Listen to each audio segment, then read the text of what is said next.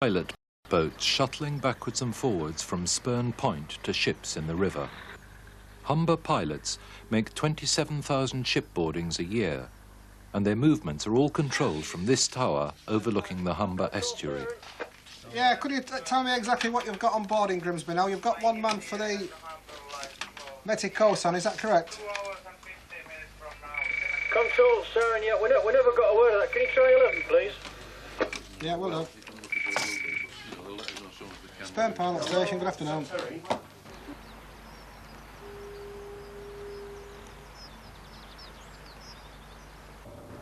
In 1541, Henry VIII watched a ship struggling to enter the harbour in Hull. He ordered it back to sea and decreed that from that day on no ship might enter the port without the services of a qualified pilot. All easy now, John.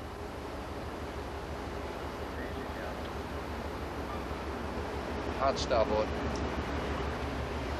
Starboard. Право на борт. 2,5 назад. Stop. Стоп, машина. Head slow ahead.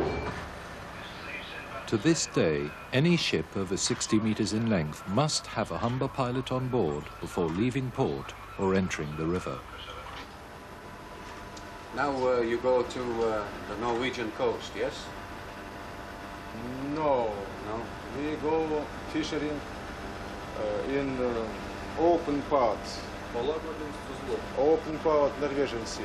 Norwegian Sea? Yes. Yeah. How many days before you arrive? We have usually short voyage, only 5 months. Usually. How many days from here to the Norwegian Sea? Oh, it's very difficult. What is weather? Well, the weather is good.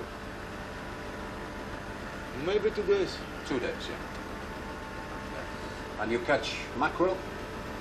Yes. Yeah. Maybe. Maybe. We catch what may catch. Okay, yeah. What your owner tells you to catch, yeah? You tell Your owner? my owner. Yes. It's not my own. It's a government ship. Okay. What the government tell you to catch, yeah? Yes, it's government catch. Yeah. And then our crew go on rest, take rest. Yeah.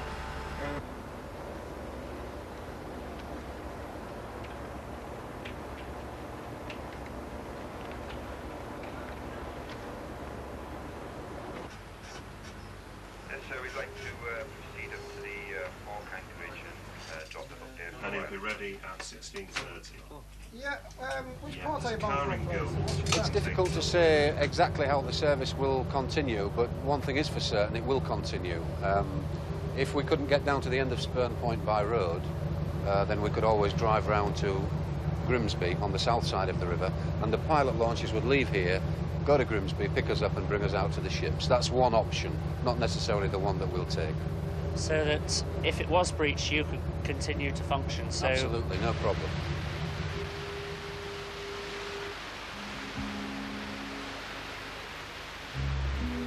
For 24 hours a day, these boats carry the pilots out to the ships which are anchored, waiting to come into the Humber.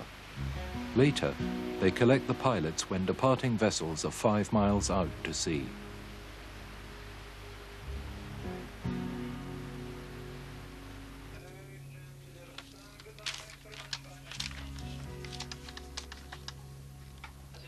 Hello, Lynn, it's Chris at Spurn. Is Dick about?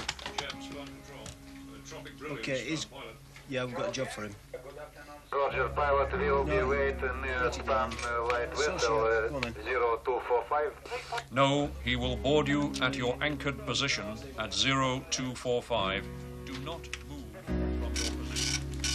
I would like you to be in a position 1 mile north of the Humber light buoy.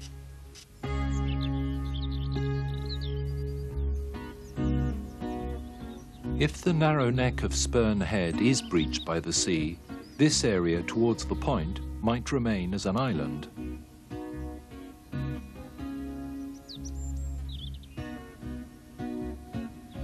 The animals, birds and sand-loving plants would be unaffected, but the lives of the people who live and work on the point would be badly disrupted.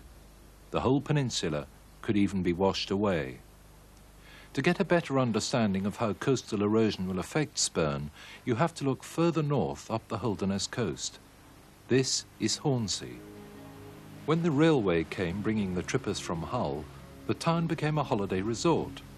It had to be protected from the sea, and hard defences, walls, a road and a prom were built. They worked well for Hornsea. But hard sea defences cause their own sort of damage. Where the promenade ends, the effect is clear. The beach to the south is starved of sand, the sea eats away the cliff, and fields fall into the sea.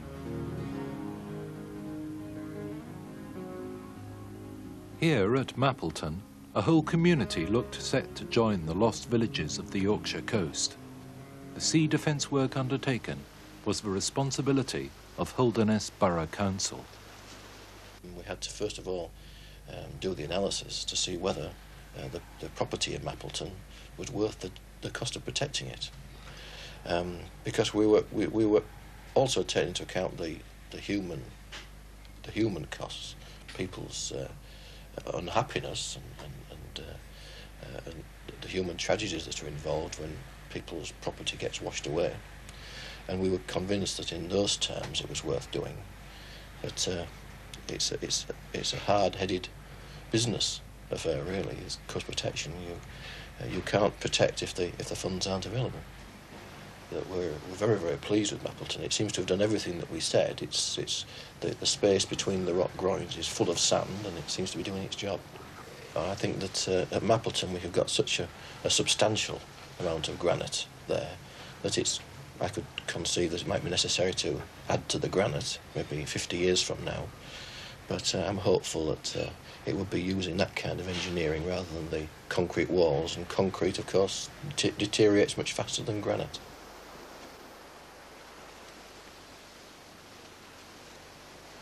Is that project likely to do any harm further south?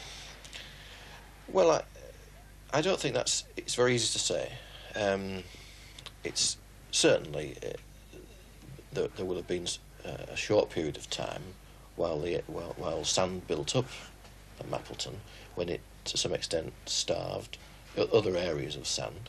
Of course, there are those times, but that's gone now, and I think that any effect were very, very short-lived, if any at all. So the sand to the south should build up again? Oh, certainly. Because it looks fairly depleted now. Oh, yes, but you can go to areas where a long way away from where we've done the coast protection and found just exactly the same situations. A fast eroding cliff, bare beaches.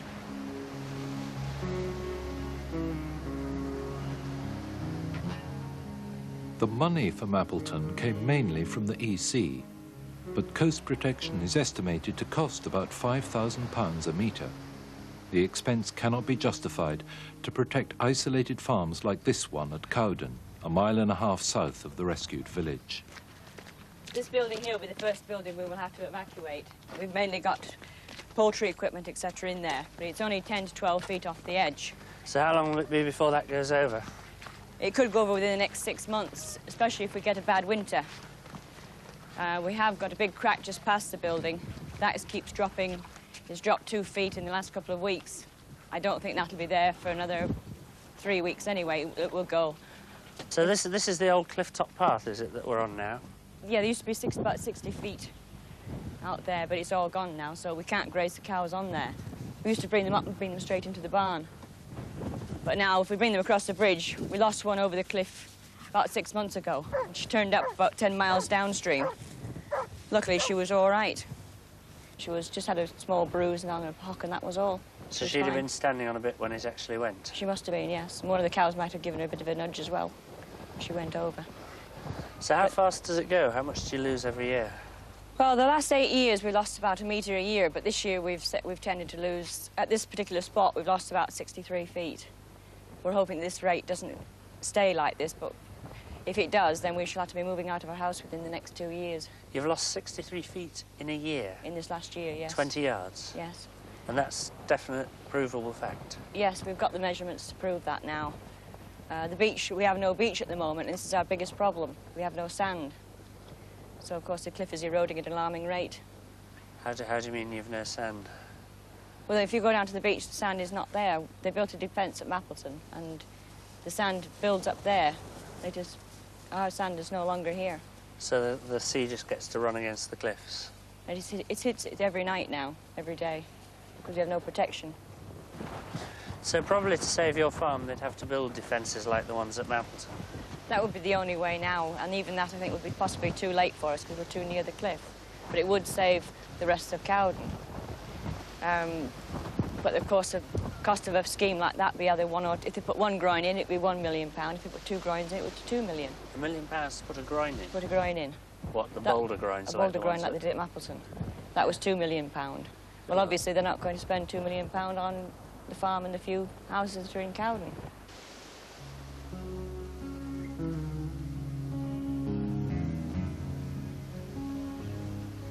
Further south again, ever nearer to Spurn.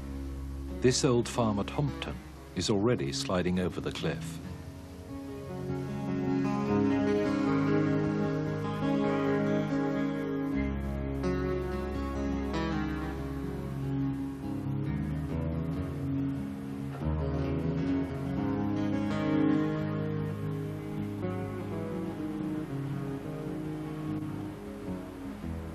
To understand the vulnerability of these farms, you have to look at the land itself.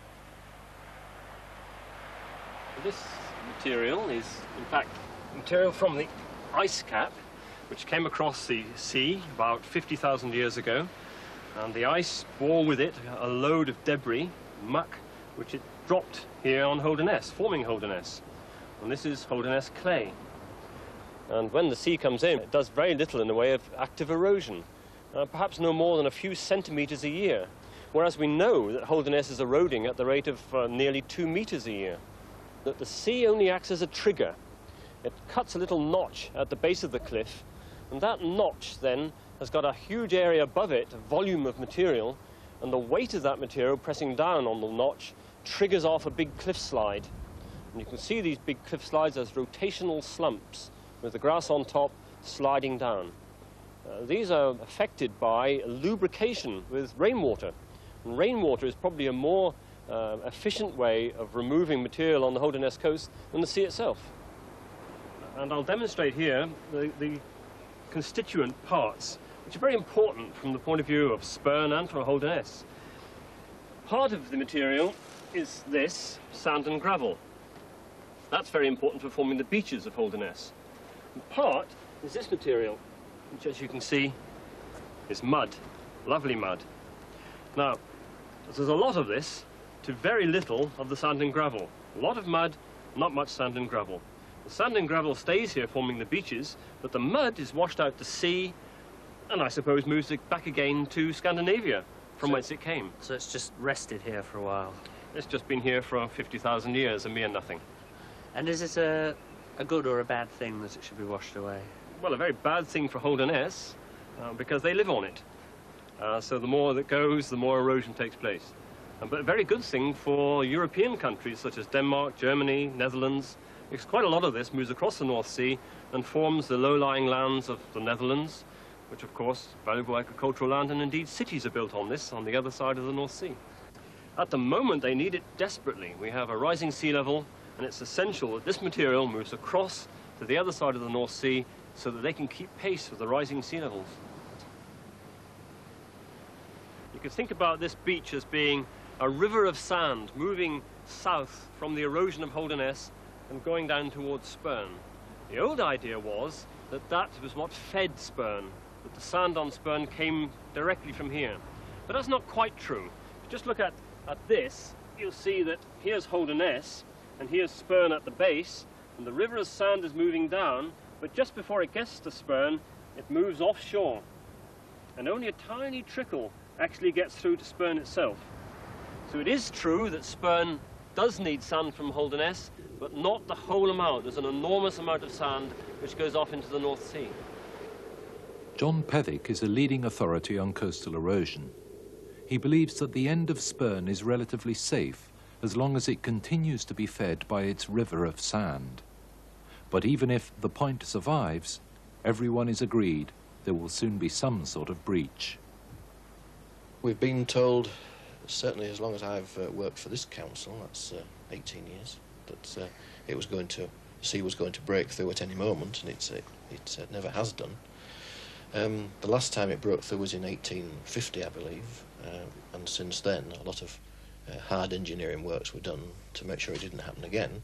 But of course in those days it was being done by the War Department for reasons of national security.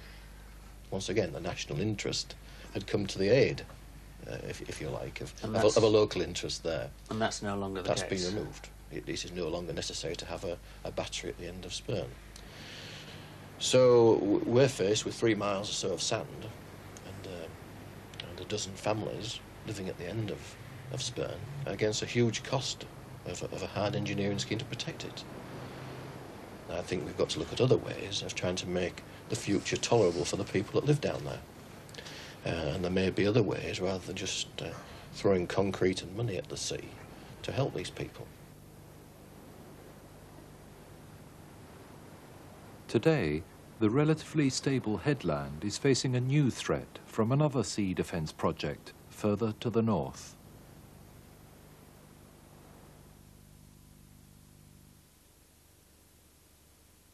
You need strength and beauty.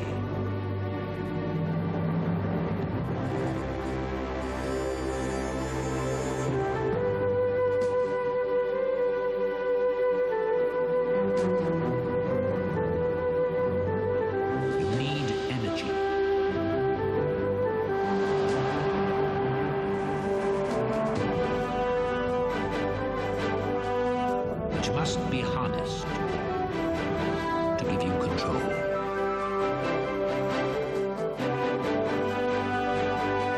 You want to be safer.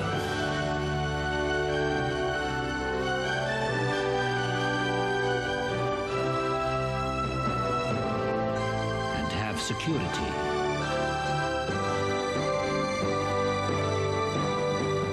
You need comfort.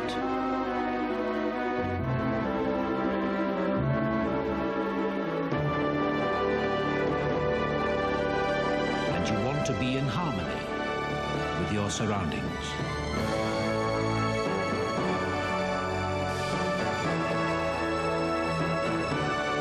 The Mondeo has it all. Beauty with inner strength. Mondeo from Ford. Chew Endicay after meals and snacks. New Spearmint Endicay with its special active ingredient helps keep the acid away that can start tooth decay. It's the world's greatest DIY trade-in at Do It All. Bring in your old mower and get £10 off any new one. Bring in any old power tool and we'll give you £5 off any new one. We'll give you £2 off for any old hand tool. And a full £5 off for any old light fitting. There's £1 off for any roll of wallpaper. And you can exchange any old paintbrush for £1 off paint or wood care. Do it all. Better products, better prices. Good morning, gentlemen. Kenko is famous for ground coffee, but times change. And I want us to be equally respected for Kenko Instant. It's made from the same quality beans. Is this wise, ma'am? Have you tried it? I don't have to. We could never produce instant coffee to this standard. Oh, but we can, Jenkins. You're drinking it. Kenko, everything we know about coffee in an instant. How easy is it to join a Norwich Union healthcare scheme? There, that didn't hurt, did it? Call healthcare free on 0800 42 42 42. Norwich Union. We'll keep you in the best of healthcare.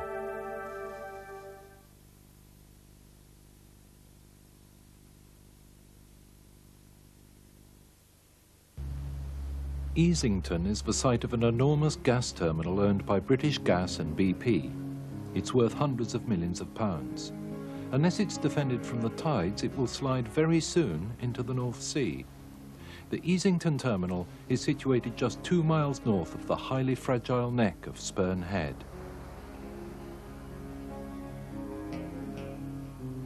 It was built, in fact, in 1968, and it was built about 50 metres from the sea edge, when they thought they had about 25 years of gas. And since then, they found a lot more gas, and therefore they wanted to stay here much longer than they anticipated 25 years. So you can see, very soon, this terminal is going to fall into the sea. So they are trying to face this problem at the moment by thinking about coastal defence. They're trying to protect the toe of the cliff here with some kind, we don't know what yet, but some kind of defence works. And as we've seen earlier, of course, this will interfere with the river of sand, bringing sand down this beach to Spurn. So if they built a sea wall, that would stop that sand moving? It would interfere with the river of sand, certainly. And what would that do to Spurn? Well, of course, Spurn depends upon a very small percentage of this sand moving through to feed it, so that it can erode and deposit at the same time. So would Spurn break up? Yes, Spurn would eventually break up and die. So if they make a mistake here, they could do significant damage to Spurn. They could, and I think they realise that at the moment, and they're being very careful indeed in their plan